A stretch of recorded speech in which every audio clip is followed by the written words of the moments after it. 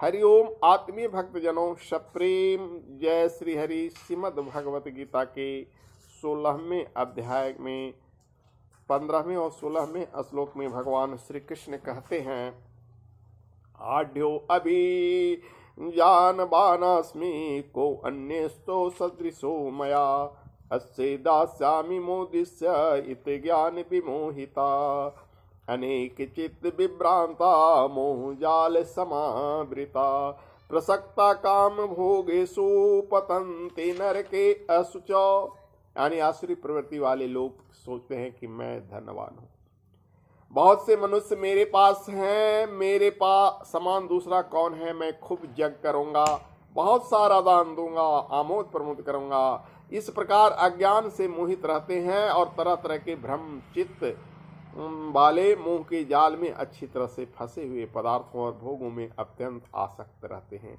ऐसे मनुष्य जो हैं भयंकर नरक में गिरते हैं। अहंकार की भाषा आसुरी प्रवृत्ति वाले मनुष्यों की ये भाषा है, यही पहचान है उनकी।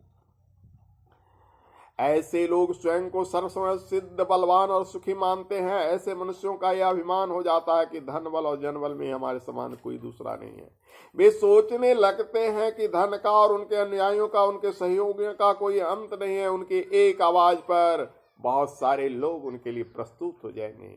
रावण से लेकर सिकंदर, दुर्योधन से लेकर तैमूर, लंक को यही अहंकार हुआ और यही अभिमान में उनका सर्वनाश भी हुआ। ऐसे लोग को यह लगने लगता है कि शुभ कर्म करने के लिए अपने आप को बदलने की या अपना परिष्कार करने की कोई जरूरत नहीं है। बस यज्ञ करने और दान देने से उनकी जिम्मेदारी पूर्ण हो जाएगी।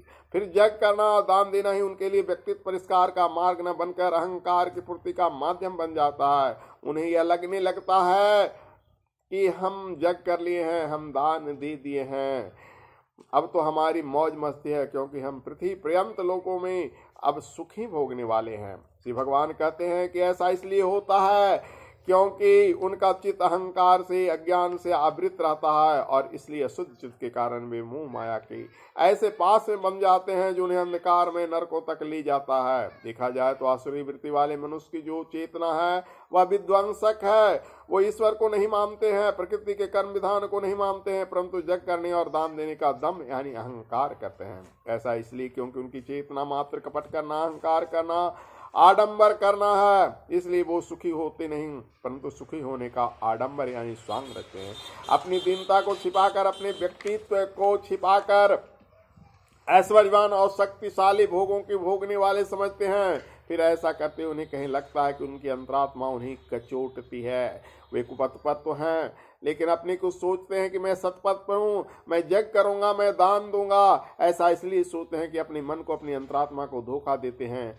मैं बुरा आदमी नहीं हूँ, ऐसा सोचते हैं। सारी दुनिया के सामने वे आडंबर करना चाहते हैं कि मैं बहुत बड़ा धर्मात्मा हूँ, सत्य पथ पर चलता हूँ, जगदान करता हूँ, जबकि उनकी असूरी प्रवृत्ति एवं चेतना विकृत एवं विध्वंसकारी होती है। जो लोग बुरे पथ पर चलते हैं वे इसी तरह के कुतर्कों से अपनी अंतरात्मा को चुप कराने की कोशिश करते हैं। चोरी करने जाते व्यक्ति स्वयं को समझता है कि मैं चोरी नहीं कर रहा हूँ, मैं तो अमीरों का धन लेकर गरीबों में बांटने के लिए जा रहा हूँ। इस तरह वे स्वयं यह प्रमाणित करने की कोशिश करते हैं कि मैं जो कर रहा हूँ वह धार्मिक कृत है।